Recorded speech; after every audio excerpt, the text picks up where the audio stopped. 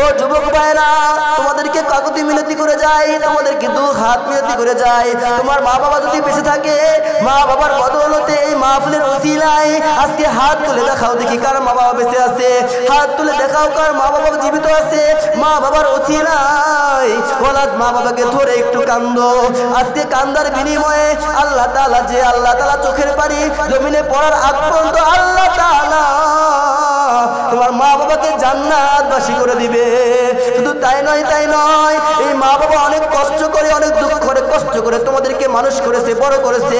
শুধু তাই নয়, নিজে না খেয়ে তাদের মুখের খাবার তোমার মুখে তুলে দিয়েছে। কিন্তু আজকে তুমি তোমার মা বাবাকে ভুইলা, তোমার সাদের পুত্রবধূ, সাদের স্ত্রী, সাদের বিবিকে পাইয়া তুমি মা বাবাকে ভুলে গেলা। মা বাবাকে লাত্তি মারলা, মা বাবাকে ভুলে গেলা। মা বাবা এক মুঠো খাই কিনা তুমি সেই খেয়ালটুকু নাই। মা বাবা কিভাবে চলে সেই খেয়ালটুকু নাই। মা বাবা নতুন পোশাক পরে কিনা সেই খেয়ালটুকু তোমার নাই।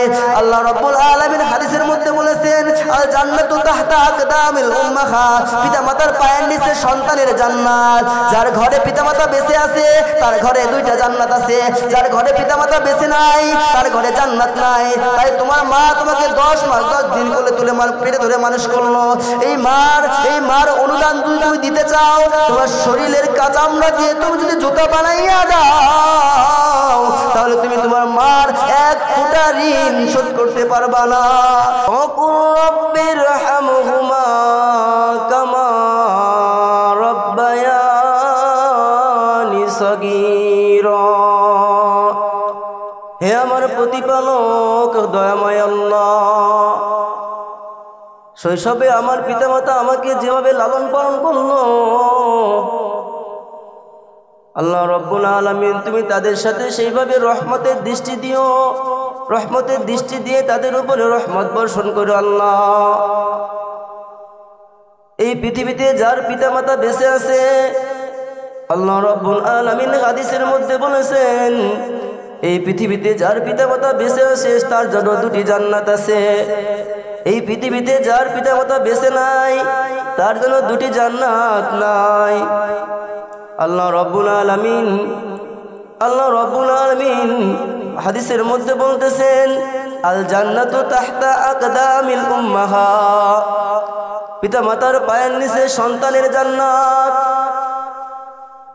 হযরত মূসা আলাইহিস সালাতু ওয়াস সালাম আল্লাহ রাব্বুল আলামিনকে ডেকে ডেকে বলে, ও মালিক, দয়ার আল্লাহ, আপনি আমাকে ওসিয়ত করুন, আপনি আমাকে উপদেশ দিন।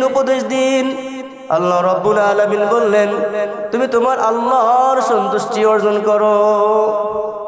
হযরত মূসা আলাইহিস সালাতু ওয়াস সালাম আল্লাহ রাব্বুল আলামিনকে আবার ডেকে ডেকে বললেন, ও মালিক, আপনি আমাকে ওসিয়ত করুন, উপদেশ দিন। আল্লাহ রাব্বুল আলামিন বললেন, তুমি তোমার মায়ের সন্তুষ্টি অর্জন করো।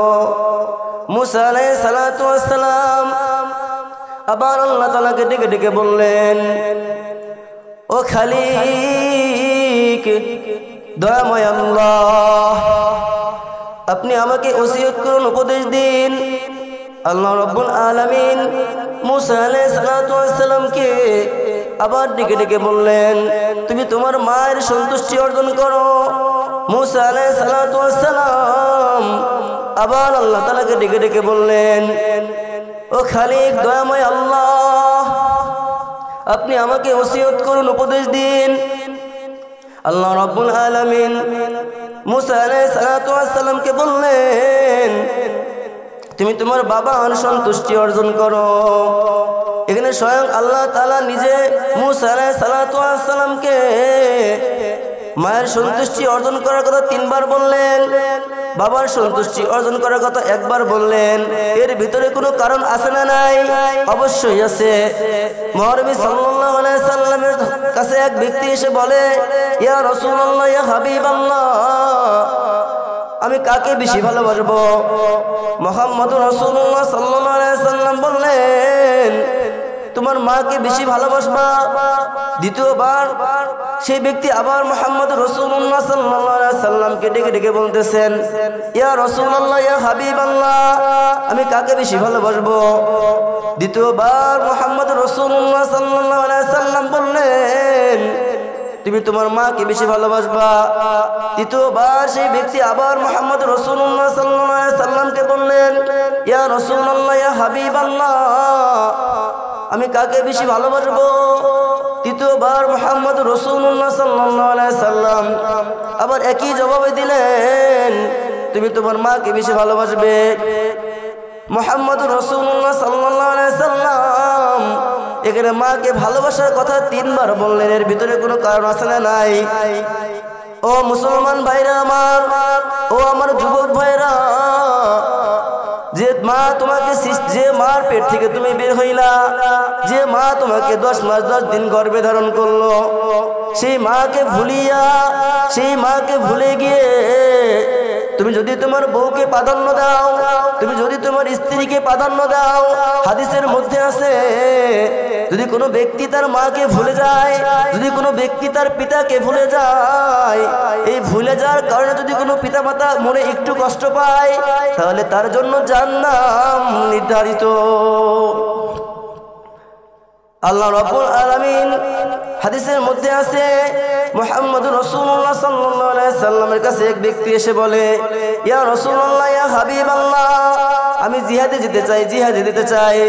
মুহাম্মদুর রাসূলুল্লাহ সাল্লাল্লাহু আলাইহি সাল্লাম সেই ব্যক্তিকে বলে তোমার মা কি জীবিত আছে কিনা, তোমার বাবা মা জীবিত আছে কিনা? সেই ব্যক্তি বলে হ্যাঁ আমার মা বাবা জীবিত আছে। মুহাম্মদুর রাসূলুল্লাহ সাল্লাল্লাহু আলাইহি সাল্লাম বললেন তুমি তোমার মা বাবার সাথে জিহাদ করো, তার মানে কি তুমি তোমার মা বাবাকে সেবা করো, তুমি তোমার মা বাবার খিদমত করো, তুমি তোমার মা বাবাকে মহব্বত করো, তুমি তোমার মা বাবাকে ভালোবাসো। আল্লাহ রাব্বুল আলামিন এক বুজুর্গ বলে তিনটি আমল ছাড়া কবুল হয় না। 1 নম্বর ওয়াকিমুস সালাত ওয়া আতুজ যাকাত, নামাজ কায়েম করো, যাকাত দাও।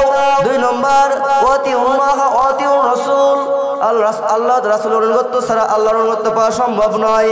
3 নম্বর আনিশকুরুনি ওয়ালিদাইকা, পিতা মাতার কৃতজ্ঞতা ছাড়া আল্লাহর কৃতজ্ঞতা পাওয়া সম্ভব নয়। আল্লাহ রাব্বুল আলামিন পিতা মাতার বদদুয়া সঙ্গে সঙ্গে কবুল করে, পিতা মাতার নেক দোয়া সঙ্গে সঙ্গে কবুল করে। ও মুসলমান, ও আমার যুবক ভাইরা, আমি সাইফুল ইসলাম জিহাদি আমি আপনাদের সামনে একটা গুরুত্বপূর্ণ বয়ান করে দিব। বাবা যার বাবা মা বেঁচে আছে, এই বাবা মার ওসিলায় যদি চোখের পানি একটু জমিয়ে ছাইরা দাও, আমার বিশ্বাস হয় আজকে এই মাহফিল থেকে সকলেই জান্নাতের দরিয়া হিসাবে কবুল করবে আল্লাহ তাআলা। আল্লাহ রাব্বুল আলামিন বনি ইসরাইলের এক যুবক, তার নাম ছিল আলকামা। মহানবী সাল্লাল্লাহু আলাইহি সাল্লামের একজন প্রিয় সাহাবী। আলকামা এত দান খায়রাত করত, এত তাসবিহ তাহলিল পড়তো, এত কিছু করত। মহানবী সাল্লাল্লাহু আলাইহি সাল্লামের সাহাবী আলকামা একদিন অসুস্থ অবস্থায় ঘরের ভিতরে পড়ে আছে। তার আলকামার স্ত্রী মহানবী সাল্লাল্লাহু আলাইহি সাল্লামের কাছে একটা পত্র লিখেছে যে আলকামা অসুস্থ অবস্থায় ঘরে পড়ে আছে। মহানবী হযরত মুহাম্মদ রাসূলুল্লাহ সাল্লাল্লাহু আলাইহি সাল্লাম হযরত বিলাল, হযরত আমর, হযরত আম্মারকে ডেকে বলে হে বিলাল তুমি যাও দেখো আলকামার কি অবস্থা। হযরত বিলাল রাদিয়াল্লাহু তাআলা আনহু যখন আলকামার ঘরের দরজায় পাড়া দেয়, তার মুখ থেকে কালেমা তয়্যিবা নসিব হয় না। হযরত বিলাল রাদিয়াল্লাহু তাআলা আনহু মুহাম্মদুর রাসূলুল্লাহ সাল্লাল্লাহু আলাইহি সাল্লামের কাছে খবরটি পৌঁছায় দিলেন। মুহাম্মদুর রাসূলুল্লাহ সাল্লাল্লাহু আলাইহি সাল্লাম হযরত বিলাল রাদিয়াল্লাহু তাআলা আনহুকে বললেন দেখো তার কোনো পিতামাতা বেঁচে আছে কিনা। হযরত বিলাল রাদিয়াল্লাহু তাআলা আনহু বললেন ওর পিতামাতা অনেক আগেই মারা গেছে, কিন্তু অনেক দুঃখিনী বুড়ি মা বেঁচে আছে। হযরত মুহাম্মদ রাসূলুল্লাহ সাল্লাল্লাহু আলাইহি সাল্লাম বুড়িমার কাছে একটি পত্র লিখলেন, একটি চিঠি লিখলেন, চিঠি লিখে তাকে ডেকে পাঠালেন।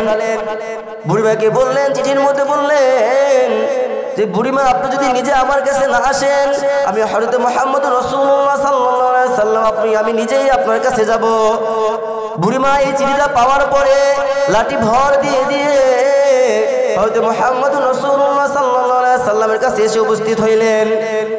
হযরত মুহাম্মদ রাসূলুল্লাহ সাল্লাল্লাহু আলাইহি সাল্লাম বুড়িমাকে জিজ্ঞেস করলো, ও বুড়িমা, আপনার সাথে আলকামার অবস্থা কেমন ছিল? হযরত বুড়িমা মন ক্ষুণ্ণ অবস্থায় চিন্তায় পড়ে যায়। হযরত বুড়িমা মহান নবী রাসূলুল্লাহ সাল্লাল্লাহু আলাইহি সাল্লামকে বলে যে আমার সন্তানের সাথে আমার সম্পর্ক ভালো ছিল না। আমার সন্তান তার স্ত্রীকে বেশি প্রাধান্য দিত। আমার সন্তান তার স্ত্রীকে আমার জায়গায় বসাইতো। আমার সন্তান আমার জায়গায় তার স্ত্রীকে বসাইতো। এই কথা হযরত মুহাম্মদ রাসূলুল্লাহ সাল্লাল্লাহু আলাইহি সাল্লাম যখন শুনলেন, তার মানে তার মা তার প্রতি অসন্তুষ্ট ছিল। তার মা তার প্রতি অসন্তুষ্ট ছিল। হযরত মুহাম্মদ রাসূলুল্লাহ সাল্লাল্লাহু আলাইহি সাল্লাম হযরত বিলালকে ডেকে ডেকে বললেন, হে বিলাল রাদিয়াল্লাহু তাআলা আনহু, আপনি কিছু খড়ি কিছু লাকড়ি গুছান। হযরত বিলাল রাদিয়াল্লাহু তাআলা আনহু কিছু খড়ি কিছু লাকড়ি গুছাইলো। হযরত মুহাম্মদ রাসূলুল্লাহ সাল্লাল্লাহু আলাইহি সাল্লাম বুড়িমাকে বলতেছে, আপনি যদি আপনার সন্তানের প্রতি সন্তুষ্টি না হন, আপনার সন্তানকে আজকে আমি আগুন দিয়ে জ্বালিয়ে দিব। মায়ের কষ্ট, মায়ের বুক এক বুক ভালোবাসা নিয়ে মা তার সন্তানকে মানুষ করে জন্ম দেয়। সেই মা একবার চিন্তা করলো, হায় রে, আমার চোখের সামনে আমার সন্তানটা যদি আগুনে পড়ে যায় আমি এটা সহ্য করতে পারবো না। আমার চোখের সামনে যদি আমার সন্তানটা আগুনের মধ্যে দাও দাও করে পড়ে যায় তাহলে আমি এটা সহ্য করতে পারবো না। হযরত মুহাম্মদ রাসূলুল্লাহ সাল্লাল্লাহু আলাইহি সাল্লাম বুড়িমাকে ডেকে ডেকে বলে, ও বুড়িমা, আপনি একটু ভাবুন তো দেখি, এই দুনিয়ার আগুন যদি আপনার কাছে কষ্টদায়ক হয় তাহলে জাহান্নামের আগুন কতটা ভয়াবহ। হযরত বুড়িমা এই কথা শুনে তার সন্তানের উপর যখন সন্তুষ্টি হয়ে গেল, হযরত বিলাল রাদিয়াল্লাহু তাআলা আনহুকে হযরত মুহাম্মদ রাসূলুল্লাহ বলল, যা যা যা বিলাল, আলকামার রুমে যা, আলকামার কক্ষে যা। হযরত বিলাল রাদিয়াল্লাহু তাআলা আনহু আলকামার কক্ষে প্রবেশ করার আগেই তার মুখ দিয়ে কালেমা তয়্যিবা নসিব হয়ে গেল। বলি সুবহানাল্লাহ, একটু জোরে জোরে বলি সুবহানাল্লাহ। কালেমা তয়্যিবা নসিব হয়ে গেল। তারপরে আলকামা মৃত্যুবরণ করলো। হযরত মুহাম্মদ রাসূলুল্লাহ তার দাফন কাফন শেষ করলো। দাফন কাফন শেষ করার পরে সাহাবীদেরকে বলতেছে, ইয়া সাহাবী, আলকামার ঘটনা থেকে আমাদের শিক্ষা নেওয়া উচিত। আলকামার ঘটনা থেকে আমাদের শিক্ষা নেওয়া উচিত। আজকে বাংলার জমিনে অনেক সন্তান আছে পিতা মাতাকে প্রাধান্য দেয় না, পিতা মাতাকে ভালোবাসে না, পিতা মাতাকে মহব্বত করে না, পিতা মাতাকে আদর সৎ করে না। নিজে পেট ভইরা উদার কইরা পেট ভইরা খাবার খায়, কিন্তু তার পিতা মাতা একবেলা না খাইয়া রাত্রির পর রাত্রি জীবন যাপন করে। একটা মা 10 মাস 10 দিন যখন একটা সন্তানকে পেটে ধারণ করে, এই পেটে ধারণ করা অবস্থায় তার মার কত কষ্ট সহ্য করতে হয়, কত কষ্ট সহ্য করতে হয়। একটা মা 10 মাস 10 দিন তার সন্তানকে পেটে ধারণ করলো। মা যখন খাইতে বসে, খাওয়ার সময় সন্তানটা একটা লাথি মেরে দেয়। মা খাবার টেবিলে তো বিছানার মধ্যে শুয়ে পড়ে। মা যখন কোনো কাজ করতে বসে, মায়ের কষ্ট দিন দিন বাড়তে থাকে। সন্তানটা যখন মা জমিনের মধ্যে প্রসাব করে দেয়, মায়ের তখন জন্ম মৃত্যু নিয়ে টানাটানি লেগে যায়। সেই মা বাঁচবে কি মরবে একমাত্র আল্লাহ তাআলাই ভালো জানে। যখন সন্তানটা জমিনের মধ্যে প্রসাব করলো, মা সেই সন্তানের মুখ দেখে 10 মাস 10 দিন যে কষ্ট করছিল, এই কষ্টগুলো সে নিমিষের মধ্যে ভুলে যায়। তাই নাই মুসলমান, তোমার মা কত কষ্ট করে তোমাকে আজকে পৃথিবীর জমিনে নিয়ে আসলো। এই কষ্ট যদি তুমি একবার চিন্তা করো তাহলে হয়তো তোমার মা বাবার প্রতি তোমার ভালোবাসা মহব্বত বেড়ে যাবে। এই কষ্ট যদি তুমি একবার চিন্তা করো তাহলে তোমার মা বাবার প্রতি তোমার বেড়ে যাবে। মা যদি বদদোয়া করে তাও আল্লাহ তাআলা কবুল করে, মা যদি নেক দোয়া করে তাও আল্লাহ তাআলা কবুল করে। আলকামার ঘটনা থেকে আমাদের শিক্ষা নেওয়া উচিত। বনি ইসরায়েলের যুগে এক আল্লাহর ওলি, তার নাম ছিল জুরাইজ। কি নাম ছিল? জুরাইজ। এই জুরাইজ অল টাইম আল্লাহর ইবাদত বন্দেগীতে মশগুল থাকতো, অল টাইম 5 ওয়াক্ত নামাজ পড়তো, আল্লাহর ইবাদত বন্দেগী সারা জীবন কাটাইতো।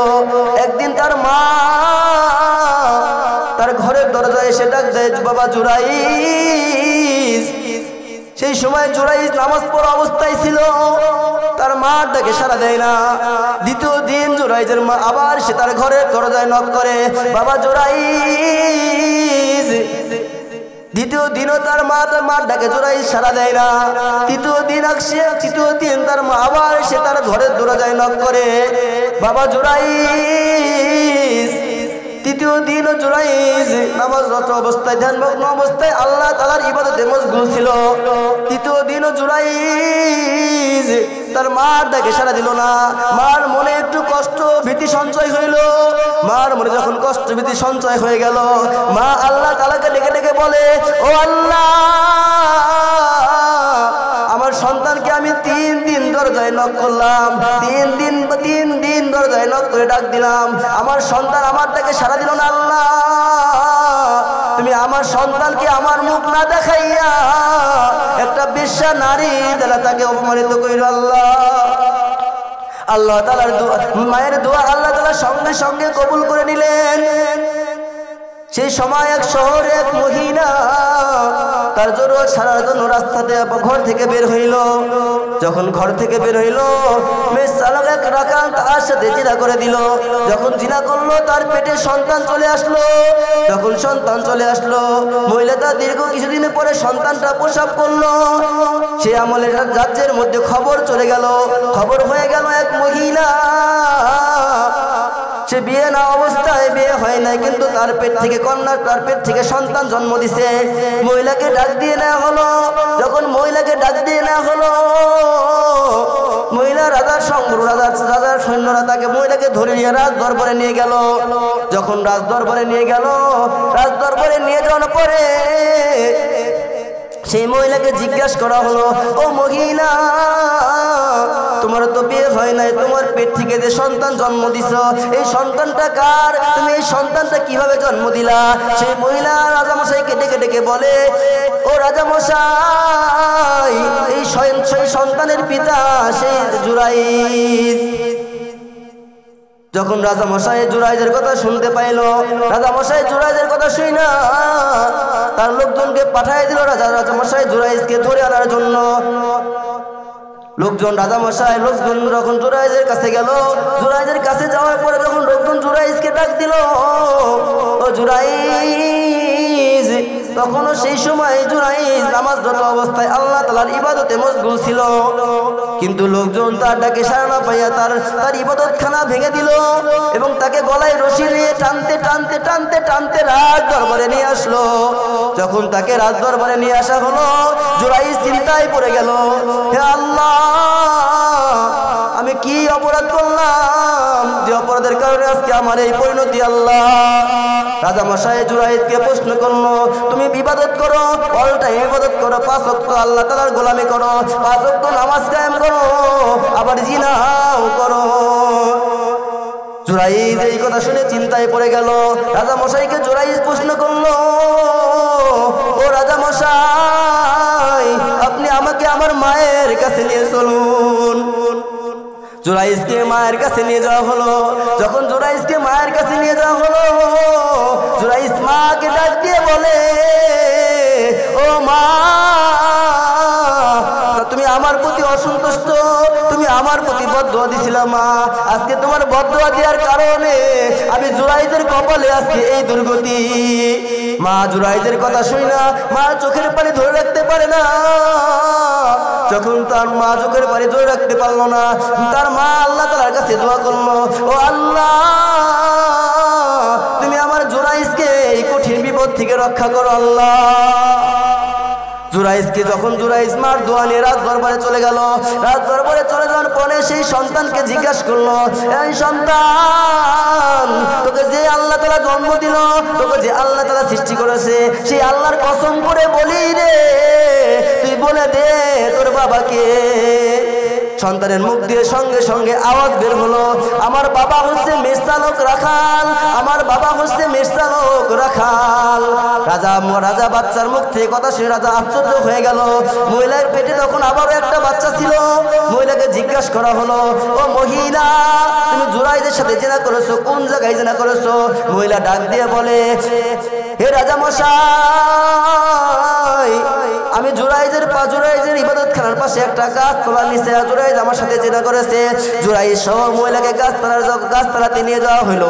যখন গাছতলাতে নিয়ে যাওয়া হইলো, জুরাইজ গাছকে জিজ্ঞাসা করে বলে, এ গাছ, যে আল্লাহ তাআলা তোকে সৃষ্টি করলো, যে আল্লাহ তাআলা তোকে শাখা পোশাকা বের করলো, সেই আল্লাহর কসম করে বলি রে, আজকে বলে দে এই সন্তানের পিতাকে।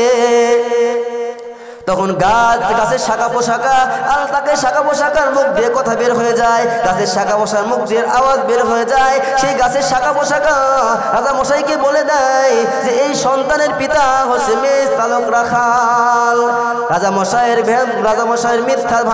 মিথ্যা মন্তব্য রাজা মশাই বুঝতে পারলো।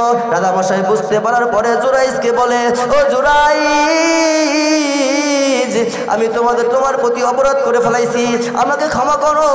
তুমি যদি চাও তোমার হুজরা খানাটা, তোমার ইবাদত খানাটা আমি সোনা দিয়ে মোড়ায় তৈরি করে দিব। জুরাইজ বলে, না না না। জুরাইজ আবার বলে, তুমি যদি চাও তোমার ইবাদত খানাটা আমি রূপা দিয়ে তৈরি করে দিব।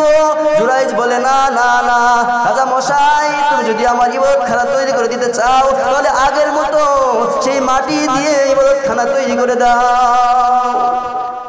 ও আমার যুবক ভাইরা, দুইটা উদাহরণ আমি আপনাকে বুঝাইতে চাইছি যে মা বাবার দোয়া কখনো বিফল হয় না। মা বাবা যদি বদদোয়া করে সঙ্গে সঙ্গে আল্লাহ তাআলার দরবারে কবুল হয়। মা বাবা যদি নেক দোয়া করে সঙ্গে সঙ্গে আল্লাহ তাআলার দরবারে কবুল হয়। আল জান্নাতু তাহতা আকদামিল উম্মাহাত, পিতা মাতার পদতলে সন্তানের জান্নাত। ও যুবক ভাইরা, তোমাদেরকে কাকুতি মিনতি করে যায়, তোমাদেরকে দু হাত মিনতি করে যায়। তোমার মা বাবা যদি বেঁচে থাকে, মা বাবার বদৌলতে এই মাহফিলের ওসিলায় আজকে হাত তুলে দেখাও দেখি কার মা বাবা বেঁচে আছে। হাত তুলে দেখাও কার মা বাবা জীবিত আছে। মা বাবার ওসিলায় ওলাদ মা বাবাকে ধরে একটু কান্দো। আজকে কান্দার বিনিময়ে আল্লাহ তাআলা চোখের পানি জমিনে পড়ার আগ পর্যন্ত আল্লাহ তাআলা তোমার মা বাবাকে জান্নাতবাসী করে দিবে। শুধু তাই নয়, এই মা বাবা অনেক কষ্ট করে, অনেক দুঃখ করে, কষ্ট করে তোমাদেরকে মানুষ করেছে, বড় করেছে। শুধু তাই নয়, নিজে না খেয়ে তাদের মুখের খাবার তোমার মুখে তুলে দিয়েছে। কিন্তু আজকে তুমি তোমার মা বাবাকে ভুইলা, তোমার সাদের পুত্রবধূ, সাদের স্ত্রী, সাদের বিবিকে পাইয়া তুমি মা বাবাকে ভুলে গেলা। মা বাবাকে লাত্তি মারলা, মা বাবাকে ভুলে গেলা। মা বাবা এক মুঠো খাই কিনা তুমি সেই খেয়ালটুকু নাই। মা বাবা কিভাবে চলে সেই খেয়ালটুকু নাই। মা বাবা নতুন পোশাক পরে কিনা সেই খেয়ালটুকু তোমার নাই। আল্লাহ রাব্বুল আলামিন হাদিসের মধ্যে বলেছেন, আল জান্নাতু তাহতা আকদামিল উম্মাহাত, পিতা মাতার পায়ের নিচে সন্তানের জান্নাত। যার ঘরে পিতা মাতা বেঁচে আছে তার ঘরে দুইটা জান্নাত আছে। যার ঘরে পিতা মাতা বেঁচে নাই তার ঘরে জান্নাত নাই। তাই তোমার মা তোমাকে 10 মাস 10 দিন কোলে তুলে পেটে ধরে মানুষ করলো। এই মার অনুদান তুমি দিতে চাও, তোমার শরীরের কাঁচামড়া দিয়ে তুমি যদি জুতা বানাইয়া দাও, তাহলে তুমি তোমার মার এক ফোঁটা ঋণ শোধ করতে পারবা না। তাই আমি তোমার যুবক ভাইদেরকে বলে যাই, তোমার বাবা মা বেঁচে আছে, বাবা হাত ধরে কান্দো, বাবাকে হাত ধরে বলো, বাবা আমাকে ক্ষমা করে দাও। আমি আর নেক্সট প্রজন্মে কোনো ক্ষমা করব না। আমি আর নেক্সট প্রজন্মে তোমাদের অবাধ্য হব না। তোমরা যে আদেশ করবা সেই আদেশগুলো মেনে চলবো, তোমরা যে হুকুম করবা সেই হুকুমগুলো মেনে চলবো। বৃদ্ধ বাবা মাকে তুমি আদর যত্ন করো, ওকে গোসল করায় দাও, ভালো ভালো খাবার খাওয়াও। বাবা মা যদি সন্তুষ্ট হয়ে যায় তুমি জান্নাত পেয়ে যাইবা দুনিয়াতে। বাবা মা যদি অসন্তুষ্ট থাকে তুমি জান্নাত পাবা না। ও আমার যুবক ভাইরা, আজকে যুবকরা যদি ঠিক হয়ে যায় সমাজটা ঠিক হয়ে যাবে। আজকে যুবকরা যদি ঠিক হয়ে যায় রাষ্ট্র ঠিক হয়ে যাবে। আজকে যুবকরা যদি ঠিক হয়ে যায় পুরো সমাজের ভিতরে কোনো জুয়া থাকবে না, কোনো নেশা থাকবে না, কোনো বদবিরাজি কাজ হবে না, কোনো লুটতরাজ করতে পারবে না, টুকাই কোনো চিন্তাই করতে পারবে না, চোর চুরি করতে পারবে না। আজকে যুবকরা যদি ঠিক হয়ে যায় তাহলে সমাজ থেকে সব কিছু চলে যাবে। মায়ের দোয়া লাও হে মুমিন, মায়ের দোয়া লাও।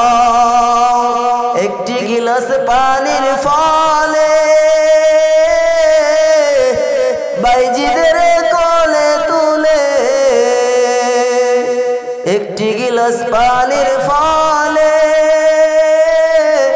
বাইজিদের কোলে তুলে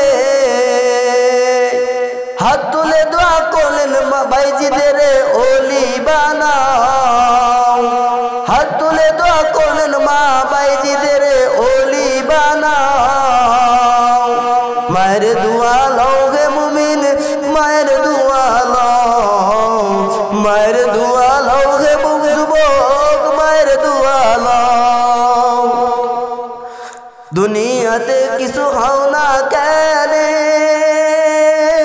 কিছু না হয় মায়ের দোয়া বিনে তুমি কিছু হও না কেন কিছু না হয় মায়ের দোয়া বিনে মায়ের দোয়া লও হে মুমিন মায়ের দোয়া লও মায়ে যখন দোয়া করে চলে যায় আকাশ পরে মায়ে যখন দোয়া করে চলে যায় আকাশ পরে বাস্তবে তুমি ফল দেখিতে পাও মায়ের দোয়া লও হে মুমিন মায়ের দোয়া লও মায়ের দোয়া লও হে মুমিন মায়ের দোয়া লও যার কারণে বাইজিদের নাম ছড়িয়েছে বিশ্বভুবন যার কারণে বাইজিদের নাম ছড়িয়েছে বিশ্বভুবন ছোট্ট শিশু বাইজিদেরই মতো সবাই খাও ছোট্ট শিশু বাইজিদেরই মতো সবাই খাও মায়ের দোয়া লও হে যুবক মায়ের দোয়া লও মায়ের দোয়া লও হে যুবক মায়ের দোয়া লও এই জনম দুঃখিনী মা এই জনম দুঃখিনী মা আপনাকে কত কষ্ট করে বড় করছে এই জনম দুঃখিনী মা আপনাকে কত কষ্ট করে বড় করলো এই জনম দুঃখিনী মায়ের মর্যাদা আপনি দিতে পারলেন না আপনি পাঁচতলা বাসায় আপনি ঘুমায় থাকেন আপনার মা একটা টিনের ঘর ছোট্ট ঘরের ঘরে ঘুমায় থাকে আপনি কিভাবে ঘুমান যুবক ভাইরা আপনি কিভাবে ঘুমান যুবক বাবারা আপনাদের কাছে আমি বলে যাই আপনার মার সন্তুষ্টি আগে অর্জন করুন মায়ের সন্তুষ্টি যদি আপনি অর্জন করতে পারেন তাহলে আল্লাহ তাআলা বলতেছে মায়ের পায়ের নিচে সন্তানের জান্নাত শুধু তাই নয় এই মা কত কষ্ট করে একটু খেয়াল করে শুনুন একটু গভীর মনোযোগে আমার কথাগুলো শুনুন গভীর মনোযোগ দিয়ে পানি বের করে দেন আপনার মা বাবার জন্য যখন পানি আপনি বের করে দিবেন আল্লাহ তাআলা সঙ্গে সঙ্গে এই পানি জমিনে পড়ার মধ্যে মা বাবার দোয়া কবুল করে নিবে আল্লাহ রাব্বুল আলামিন বলতেছেন তিনটা মুমিন বান্দা যখন মারা যায় তিনটা আমল জারি থাকে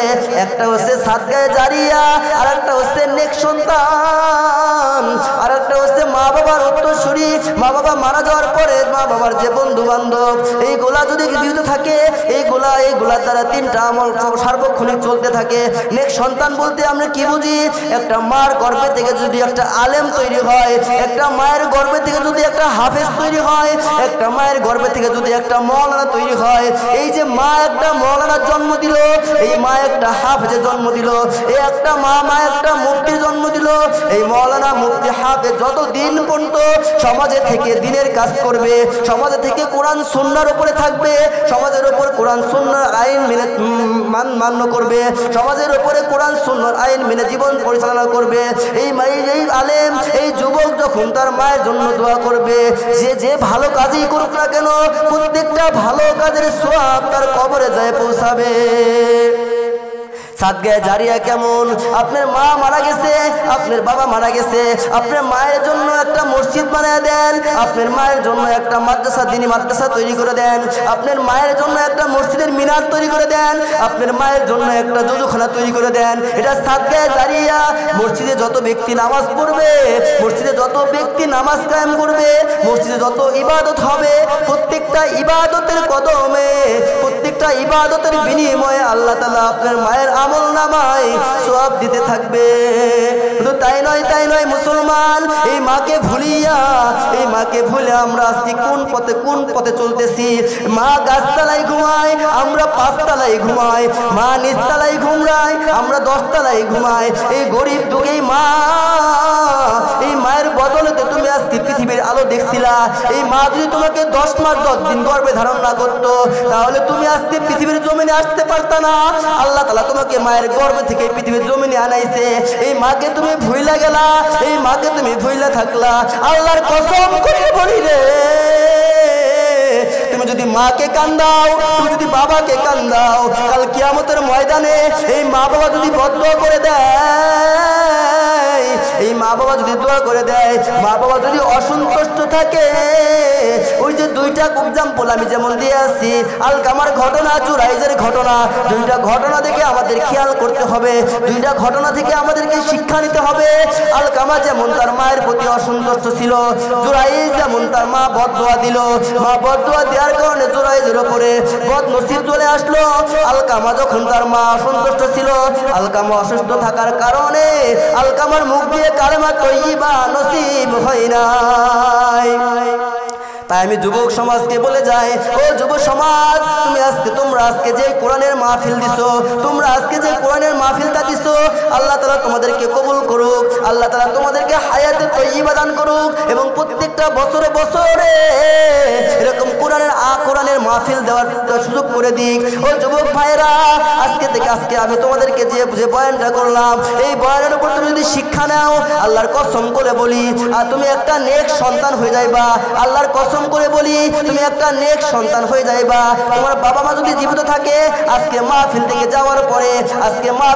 যাওয়ার পরে যখন তুমি বাড়ি যাবা, মার 2টা হাত ধরে চোখের পানি ছেড়ে দিবা।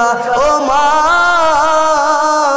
আমি বুঝি নাই মা, বাকি জিন্দেগিতে যত পাপ করেছি মা, তুমি আমাকে ক্ষমা করে দাও। তুমি যদি ক্ষমা না করো, আল্লাহর কাঠগড়ায় আমাকে দাঁড়াইতে হবে। তুমি যদি ক্ষমা না করো, আমি জান্নাত পাবো না।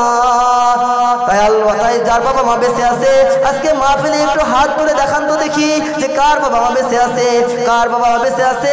বাবা মাকে বেঁচে থাকার অবস্থায় বাবা মা যে বেঁচে আছে, এই কথার উপর চিন্তা কইরা, বাবা মা যে এত কষ্ট করে আপনাকে জন্ম দিছে, এই কথার উপর চিন্তা কইরা, বাবা মা যে এত কষ্ট করে আপনাকে লালন পালন করছে, বাবা মা যে কষ্ট করে আপনাকে তার মুখের খাবার তুইলা দিছে, এই কথার উপর চিন্তা কইরা জমিনে আজকে চোখের পানি ছেড়ে, একটু চোখের পানি ছেড়ে দিয়ে কান্দো। আল্লাহ রাব্বুল আলামিন তোমার বাবা মাকে জান্নাতের দরিয়া করে দিবে। একটা সন্তানের ওপর বাবা মার 10টি কর্তব্য থাকে। 1 নম্বর কর্তব্য কি? বাবা মাকে খাদ্যের ব্যবস্থা করা। 2 নম্বর কর্তব্য কি? বাবা মাকে পোশাকের ব্যবস্থা করা।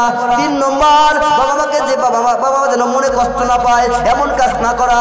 4 নম্বর, বাবা মা যে আদেশ করে সেই আদেশ অনুযায়ী চলা।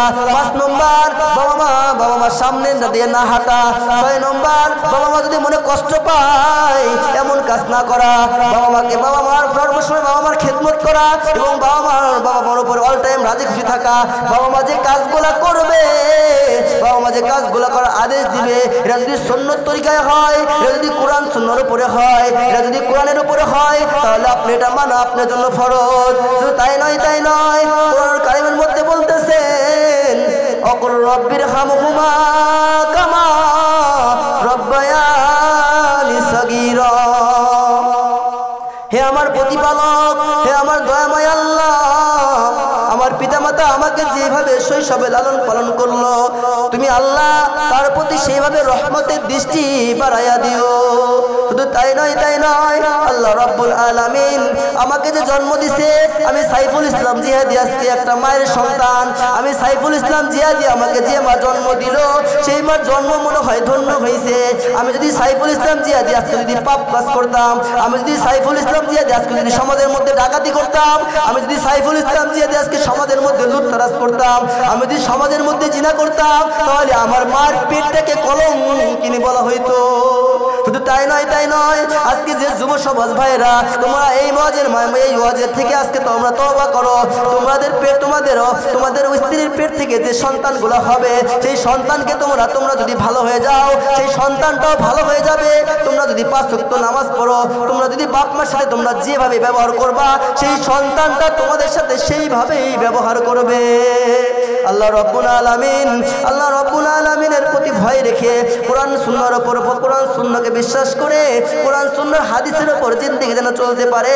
আল্লাহ রাব্বুল আলামিন যে কোরআনটা আমাদের দিছে, কোরআনের যে ডাকগুলা, কোরআনের যে আয়াতগুলো আছে প্রত্যেকটা আয়াতকে বিশ্বাস করে যেন এই মাহফিল থেকে যেতে পারি। আল্লাহ রাব্বুল আলামিন একটু হাত তুলে দেখান তো দেখি যে কার বাবা মার জন্য চোখের পানি একটু বের হইছে। একটু হাত তুলে দেখান তো যে আমার বাবা মার জন্য আমার চোখের পানি বের হয়েছে। আমি হাদিসে বলছি যে আল জান্নাতু তাহতা আকদামিল উম্মাহাত, পিতামাতার পায়ের নিচে সন্তানের জান্নাত। এই হাদিসের প্রতি যদি আপনার বিশ্বাস থাকে, এই হাদিসের প্রতি যদি আপনার তাওয়াক্কুল থাকে, এই হাদিসের প্রতি যদি আপনার বিশ্বাস থাকে, আজকে থেকে এই হাদিসের উপরে আমল করুন। আজকে থেকে এই হাদিসের উপরে তাওয়াক্কুল নিন। আজকে এই হাদিসকে বিশ্বাস করে মাহফিল থেকে নেক সন্তান, বাবা মার নেক সন্তান হিসেবে বাড়ি ফিরে যাবেন। আগে কি করছেন এরা মাথা থেকে ছেড়ে ফেলান। আগে যদি বাবা মার সাথে খারাপ ব্যবহার করেন আজকে মাহফিল থেকে তওবা করে যান। আর বাকি জিন্দেগিতে বাবা মার সাথে খারাপ ব্যবহার করবেন না। আল্লাহ রাব্বুল আলামিন আমাদের এই মাহফিল থেকে কবুল করুক। আল্লাহ রাব্বুল আলামিন আমাদের এই যুব সমাজ ভাইদেরকে কবুল করুক। আল্লাহ রাব্বুল আলামিন যুব সমাজ ভাইদেরকে সবাইকে কবুল করুক এবং যুব সমাজ ভাইদেরকে হযরত আলী রাদিয়াল্লাহু তাআলা আনহু মতো বানায় দিক। যুব সমাজ ভাইদেরকে হযরত মুহাম্মদুর রাসূল হযরত ওমর রাদিয়াল্লাহু তাআলার মতো বানায় দিক। এই যুব সমাজ যেন প্রতি বছর একটা করে ওয়াজ মাহফিল দিতে পারে। এই যুব সমাজ দ্বারা যেন সমাজটা উন্নতি হয়ে যায়। এই যুব সমাজ দ্বারা সমাজটা যেন সবকিছু উন্নতি হয়ে যায়। এই যুব সমাজ যদি ঠিক হয়ে যায়, আমি আগেই বলছি এখনো বলতেছি, যুব সমাজ যদি ঠিক হয় একটা সমাজের ভিতরে কোনো জিনা থাকবে না। যুব সমাজ যদি কোরআন সুন্নাহ আইনের মধ্যে চলে আসে একটা সমাজের মধ্যে কোনো ঘুষ থাকবে না। যুব সমাজ যদি কোরআনের মধ্যে চলে আসে একটা সমাজের মধ্যে কোনো লুটতরাজ থাকবে না, খুন খারাপি থাকবে না। একটা শান্তিপূর্ণ সমাজ আপনারা তৈরি করতে পারবেন। আল্লাহ রাব্বুল আলামিন প্রত্যেকটা যুব সমাজকে কবুল করে নিক। আল্লাহ রাব্বুল আলামিন মাহফিলে যারা আসছে তাদেরকে বোঝার তৌফিক দান করুক। এই মাহফিল থেকে বেগানা মাসুম নেক সন্তান হিসেবে কবুল করুক। এই আশা, এই প্রত্যাশা, এই মনের বাসনা রেখে আমি আমার আলোচনা এখানে সমাপ্ত করলাম। আল্লাহ রাব্বুল আলামিন আমাকে হায়াতে তয়্যিবা দান করুক। বাকি জিন্দেগিতে আমি সাইফুল ইসলাম আপনাদের সামনে আসতে পারবো কিনা এটার গ্যারান্টিও আমার নাই, কারণ আল্লাহ রাব্বুল আলামিন কোরআন কারীমের মধ্যে বলতেছেন কুল্লু নাফসিন যায়িকাতুল মাউত, প্রত্যেকটা মানুষ মরণশীল। আমি আজকে মাহফিল থেকে বাড়িতে যাওয়ার আগে আমার মৃত্যু হইতে পারে, তাই আমার জন্য সবাই খালেস নিয়তে দোয়া করবেন। আল্লাহ রাব্বুল আলামিন যেন আমাকে দিনের দায়ী হিসাবে কবুল করে এবং দিনের দাওয়াতটা যেন এই বাংলাদেশের প্রত্যেকটা আনাচে কানাচে পৌঁছা দিতে পারি এবং আমি যেন আল্লাহ রাব্বুল আলামিন আমাকে যেন একজন খাঁটি ইমানদার মুত্তাকি হিসাবে কবুল করে। আল্লাহ রাব্বুল আলামিন আপনাদেরকে মাফ করুক, আমাকেও মাফ করুক। সে আশা, সেই প্রত্যাশা করে আমার আলোচনা আমি এখানে শেষ করলাম। ওয়া আখিরি দাওয়ানা আলহামদুলিল্লাহি রাব্বিল আলামিন। আসসালামু আলাইকুম ওয়া রাহমাতুল্লাহি ওয়া বারাকাতুহু।